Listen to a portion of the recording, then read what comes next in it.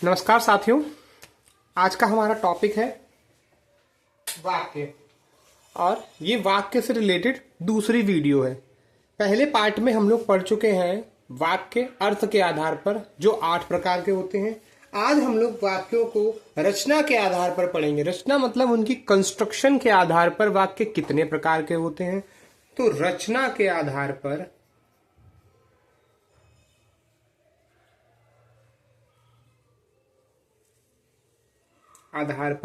वाक्य 3 प्रकार के होते हैं। सबसे पहला साधारण वाक्य।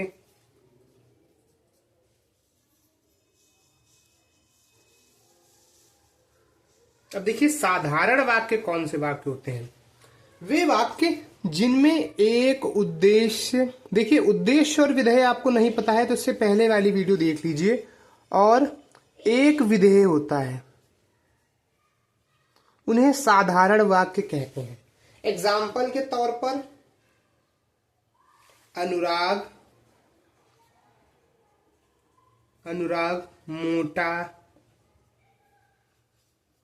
है ना, या वीरेश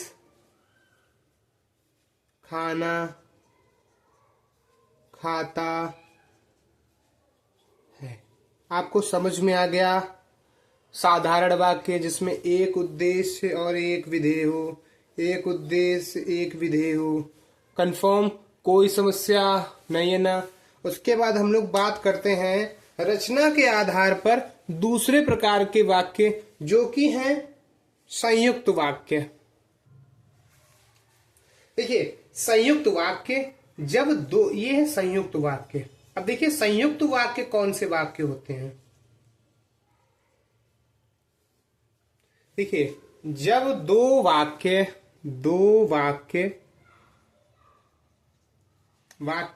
योजकों से जुड़े हों, है ना, दो वाक्य योजकों से जुड़े हों। अब योजक क्या होते हैं? जुड़े हों। अब योजक क्या होते हैं?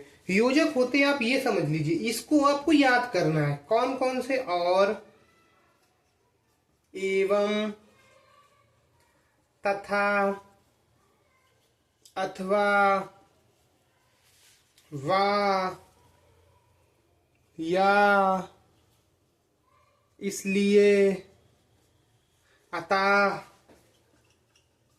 फिर भी।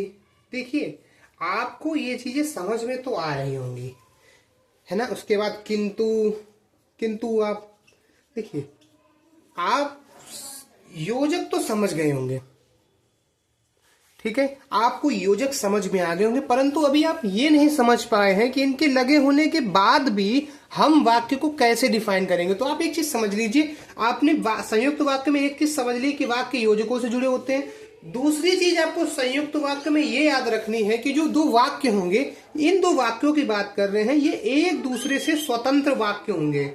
ये वाक्य जो होंगे स्वतंत्र वाक्य होंगे, ये एक दूसरे पर किसी प्रकार से डिपेंडेंट नहीं होंगे, ठीक है, स्वतंत्र वाक्य होंगे। दोनों स्वतंत्र, इसको दोनों लिख देता हूं मैं, दोनों स्वतंत्र वाक्य होंगे, स्वतंत्र वाक्य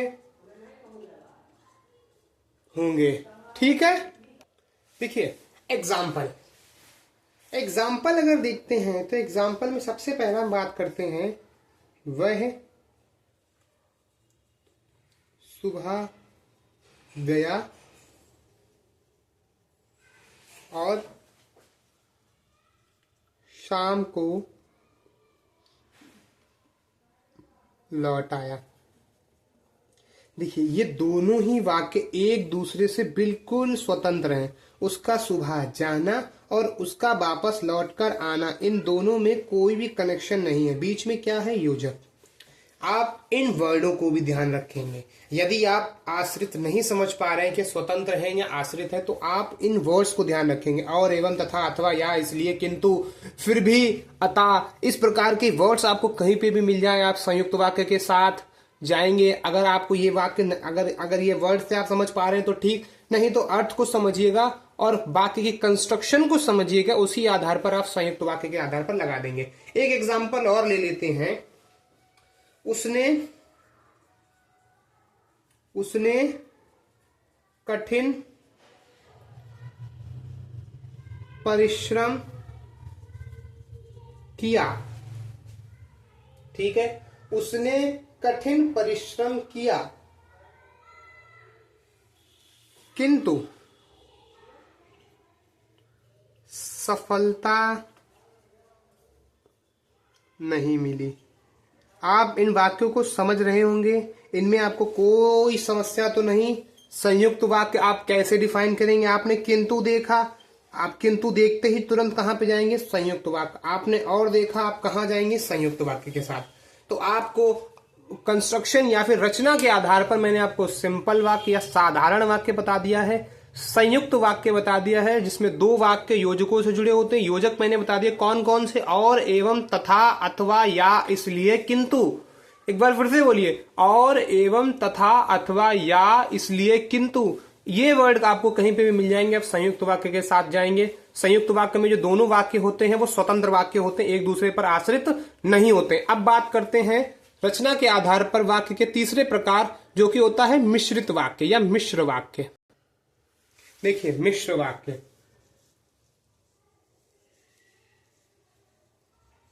देखिए, मिश्र वाक्य के केस में आप सबसे पहली चीज क्या याद रखेंगे कि इसमें मुख्य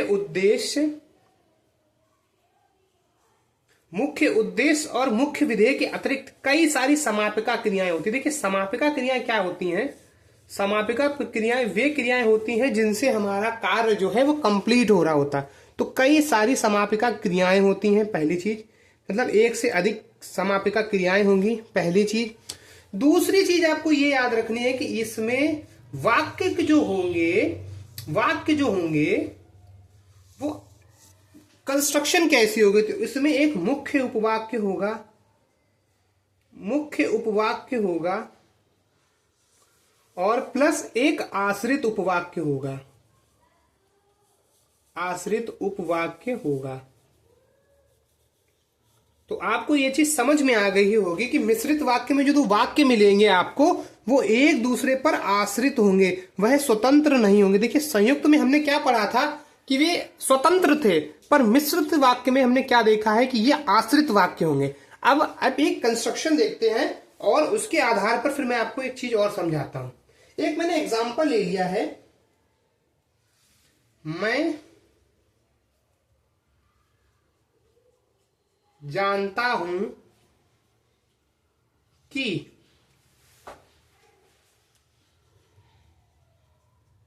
कक्षा में टॉप तुम्ही ने किया था, या हाँ, टॉप तुम्ही ने किया है। ठीक है, अब आप एक चीज समझिएगा, मेरे जानने का क्या प्रभाव है? मैं क्या जानता हूं? मैं ये जानता हूं कि कक्षा में टॉप तुम्ही ने किया था। तो मेरे जानने का आश्रय क्या है? उस लड़के का कक्षा में टॉप करना। आप ये चीज समझ रहे हैं? मतलब ये क्या है? ये मेरा वो मुख्य उपवाक्य है। और इस पर आश्रित क्या है? ये तो कक्षा में ये आश्रित उपवाक्य है। आप ये चीज समझ में आ पाई आपको? इसमें कोई समस्या तो नहीं है कि आश्रित कैसे होंगे वाक्य, वो समझिए। मैं जानता हूं कि कक्षा में तुम्ही ने टॉप किया, या कक्षा में टॉप तुम्ही ने किया, तो इसमें मेरे जानने का आश्रय का क्या है? कक्षा में तुम्हारे टॉप करने का। तो एक मुख्य उपवाक्य है और एक आश्रित उपवाक्य, इसके बीच में एक ये की आया है। तो आप एक चीज याद रखिएगा, मिश्रित वाक्यों की पहचान है इस प्रकार के वर्ड। ये आप याद रखिए, ये ट्रिक लिख लीजिए या फिर कुछ भी लिख लीजिए। जो आ जाए, की आ जाए, जो, की, क्योंकि, जैसा, वैसा, जो, की, क्योंकि, जैसा, वैसा, जब, तब, जहां, वहां, जिधर, उधर, इस प्रकार का कोई भी वर्ड आपको आ जाए, आप आंख बंद करके किसके साथ जाएंगे? मिश्रित वाक्य के साथ। आपको मिश्रित वाक्य में मैंने चीजें बताई हैं, एक से अधिक समापिका क्रियाएं होंगी, एक से अधिक समापिका क्रियाएं होंगी। दूसरी चीज, वाक्य में एक मुख्य वाक्य होगा और एक आश्रित उपवाक्य होगा। मुख्य वाक्य और आश्रित उपवाक्य मैंने समझा दिया। उसके बाद मैंने आपको ये वर्ड्स बताए हैं, जो कि, क्योंकि, जैसा वैसा, जब तब, जहां वहां, जिधर उधर कहीं पे भी मिल जाए आप कहां पे जाएंगे, सीधा मिश्र वाक्य के साथ जाएंगे। मिश्र वाक्य के एक दो एग्जांपल्स और ले लेते हैं, उसके बाद मैं आपको उपवाक्य समझाता हूं। एक और एग्जांपल ले लेते हैं, जैसा करोगे वैसा भरोगे। अब आप देखिए, इसमें मेरे कर्म का फल बताया गया, एक दूसरे पर आश्रित है, जैसा वैसा आ गया। आंख बंद करके आप किसके साथ जाएंगे? मिश्रित वाक्य। आप रचना के आधार पर वाक्य के मैंने आपको 3 प्रकार बताए हैं, साधारण वाक्य, उसके बाद दूसरा मैंने संयुक्त वाक्य बताया और तीसरा मिश्र वाक्य बताया। मेरे हिसाब से, मेरी तरफ से आपको तीनों वाक्य के प्रकार समझ में आ गए होंगे। अब हमने आपको जो मिश्रित वाक्य है या मिश्र वाक्य है, इसमें एक टर्म पढ़ाया है उपवाक्य। तो मैं आपको उपवाक्य के विषय में भी बता देता हूं कि आखिर उपवाक्य क्या होते हैं। ठीक है, तो अगला टॉपिक हमारा है उपवाक्य का। देखिए मैंने आपको मिश्र वाक्य में एक परिभाषा बताई थी कि मिश्रित वाक्यों में एक से अधिक समापिका क्रियाएं होती हैं, और मैंने बाद में आपको कंस्ट्रक्शन बताई थी कि मिश्रित वाक्य में एक प्रधान उपवाक्य होता है और एक आश्रित उपवाक्य होता है। तो आपको मेरे हिसाब से उपवाक्य समझ में आ गया होगा कि वे वाक्य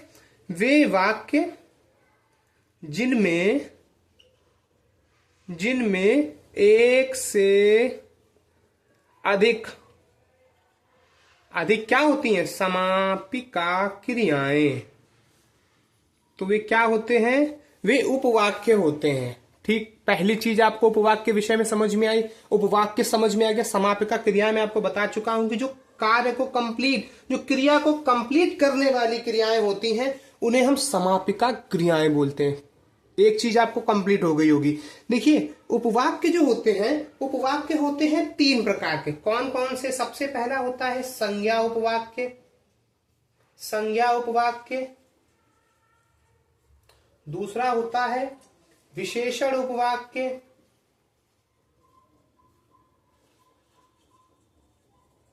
और तीसरा होता है क्रिया विशेषण उपवाक्य। आपको इसमें ज्यादा एक्स्ट्रा दिमाग नहीं लगाना है। देखिए, जब मिश्रित वाक्य जो है, या जो हमारा मिश्रित वाक्य या वाक्य है की से जुड़ा हो, तो वो संज्ञा उपवाक्य हो जाएगा। एग्जाम्पल के तौर पर आप एक एग्जाम्पल ले लीजिए, और एग्जाम्पल में आप क्या ले लेंगे कि मोहन ने कहा कि, अब ये की आ गया है तो आप इस चीज को समझिएगा कि उसका भाई आगरा गया। तो अगर इसमें बोला जाए कि इसमें वाक्य किसके आधार पर है, तो इसका वाक्य जो है हमने की के आधार पर बताया कि इसमें उपवाक्य जो है संज्ञा आधार का है। ठीक है, वैसे हमने उसका भाई समझ भी लिया। ठीक, आपको संज्ञा उपवाक्य समझ में आ गया। उसके बाद सेम विशेषण उपवाक्य में जो लगा होता है, और इसके अतिरिक्त मिश्रित वाक्य में मैंने आपको कई सारे शब्द बताए थे। क्या क्या बताया था? जो, की, क्योंकि, जैसा वैसा, जब तब, जहां वहां। तो की संज्ञा उपवाक्य में लगता है, जो विशेषण उपवाक्य में लगता है। इसके अतिरिक्त जितने भी शब्द आते हैं वो सब क्रिया विशेषण उपवाक्य में लगते हैं। एक विशेषण उपवाक्य का भी एग्जाम्पल ले लेते हैं।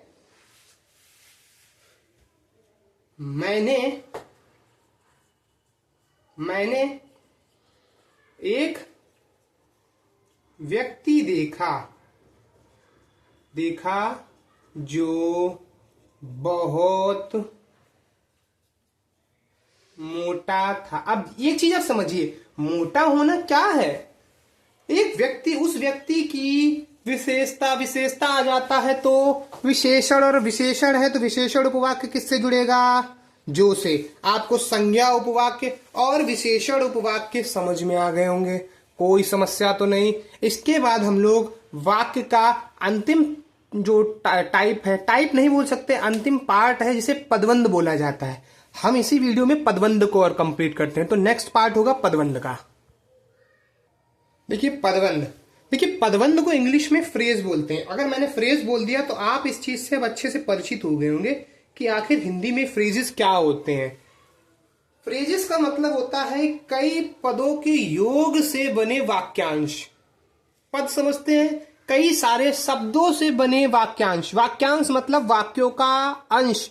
हमने अभी आपको संधि पढ़ाई है तो आप इस चीज से अच्छे से जान गए होंगे वाक्यांश क्या होता है। एक पूरे वाक्य का एक अंश होता है जिसमें कई सारे शब्द होते हैं, कई सारे पद होते हैं, और उन सारे शब्दों को मिलाकर कोई एक अर्थ निकलता है, बस वही पदबंध होता है। आप पदबंध समझ में आ गया।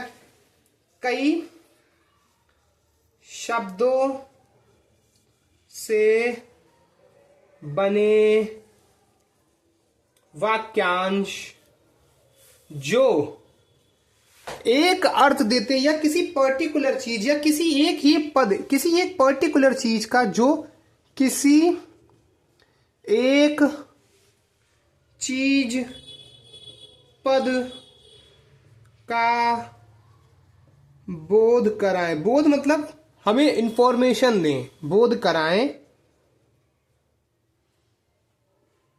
वही क्या होते हैं पदबंध। आपको पदबंध समझ में आए होंगे, परिभाषा कुछ कुछ समझ में आई होगी। एक एग्जाम्पल ले लेते हैं। एग्जाम्पल में मैंने लिया कि सबसे तेज बुद्धि वाला छात्र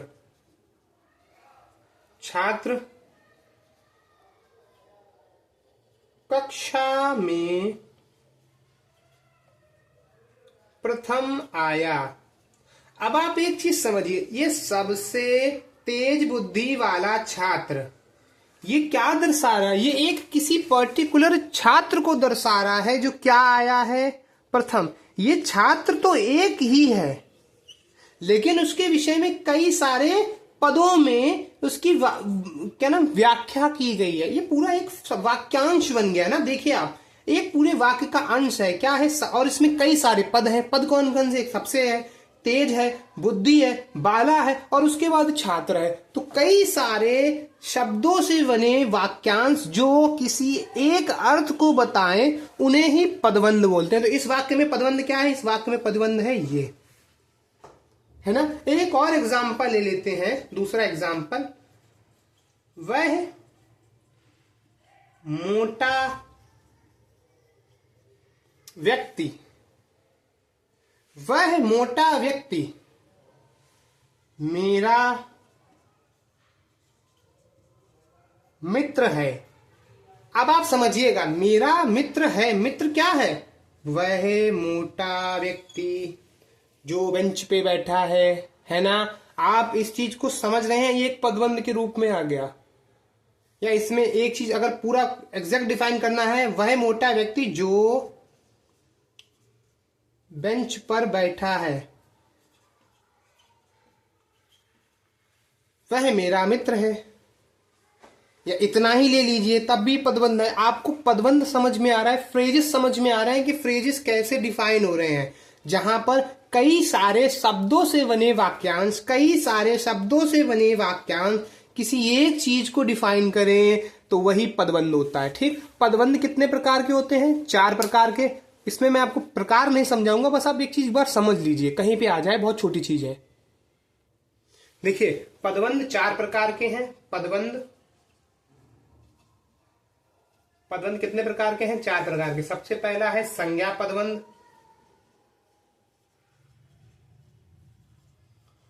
उसके बाद दूसरा पदबंध है विशेषण पदबंध,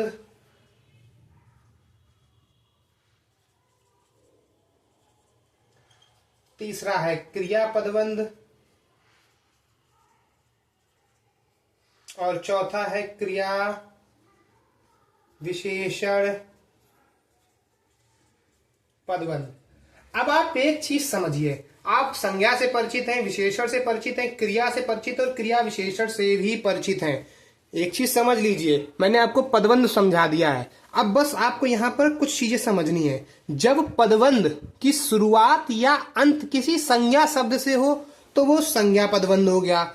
जब पदबंध की शुरुआत किसी विशेषण शब्द से हो तो वो विशेषण पदबंध हो गया। जब पदबंध की शुरुआत या अंत क्रिया से हो तो क्रिया पदबंध, और क्रिया विशेषण हो जाए तो क्रिया विशेषण पदबंध। एक एक एग्जाम्पल लेकर इस टॉपिक को फिनिश करते हैं। देखिए, सबसे पहले संज्ञा पदबंध ले लेते हैं।